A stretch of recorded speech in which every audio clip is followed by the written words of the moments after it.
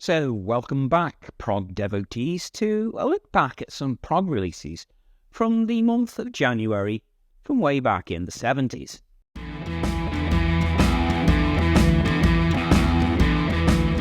January can be a month where the excesses of Christmas can result in a desert of newly released material, but in this video we travel back to those Januaries from the 1970s where some prog albums were made available. Let's take a look. We start in 1970, which saw 3 releases. Syd Barrett, who had been fired from Pink Floyd in 1968, had got his act together to release the aptly named The Madcap Laughs. Finally, with those delightfully gravelly lead vocals of the excellent Roger Chapman, gave us their 3rd album, A Song for Me, which reached number 4 in the UK chart.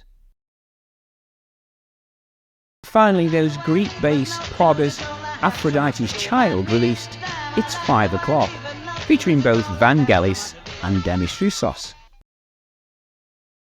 Into 1971, and Uriah Heep released their sophomore album, Salisbury, but it hit 103 on the Billboard 200. Whilst Mobile Thrash released their only self-titled release, which featured the bludgeoning talents of the sadly missed John Wetton and those excellent production skills of Eddie Offord. 1972 started off with a debut album from Italian proggers Premiata Forniera Marconi. PFM is so much easier to get your tongue around, called Storia di un Minuto. The 3rd album from Kevin Ayres, called Whatever She Brings, We Sing, was released, and this featured Mike Oldfield on bass and lead guitars with guest vocals from Robert Wyatt. German prog duo New debuted their self-titled album. This was the first work released by Michael Rother and Klaus Dinger since leaving Kraftwerk.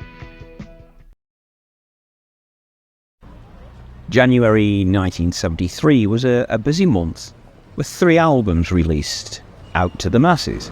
Mahavishnu Orchestra, the jazz fusion band, released their 2nd studio album called Birds of Fire, and this band included Jan Hammer on keyboards.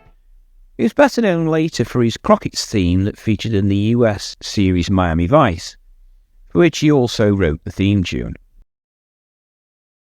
The Beach Boys get included in the genre as well, as they released their 19th studio album, Holland. Now, many critics consider this to be their last truly great album, with it reaching 36 in the US and 20 in the UK. Rick Wakeman also graced us with his debut solo release, The 6 Wives of Henry VIII, with a track devoted to each of the wives. This was a runaway success, reaching number 7 in the UK and 30 in the US. When he performed it live, there was an additional piece dedicated to the king himself, which was omitted from the original due to the space issues.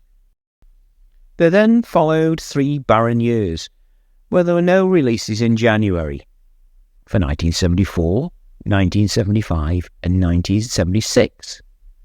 There's no obvious reason for this, it was probably just one of those things. But in 1977, a big hitter released their 10th studio release. In fact, Animals by Pink Floyd was, without doubt, probably the biggest release in January in all of the decade. By this time, tensions were building within the band, and this was highlighted as Richard Wright was fired a couple of years later as a result of these differences. The other release was from Renaissance, and this was called Novella. It's another delightful album from the band, their 7th, and featured the backbone again of the amazing Annie Haslam on vocals and Michael Dunford on acoustic and backing vocals. In 1978, Bill Bruford released the excellent Feels Good to Me. It was Bill's debut effort, and he gathered an extensive who's who of rock musicians around him. The album was critically acclaimed, with many saying that this was in fact his best solo album he did. The decade ended for us with Frank Zappa releasing Sleep Dirt in January 1979.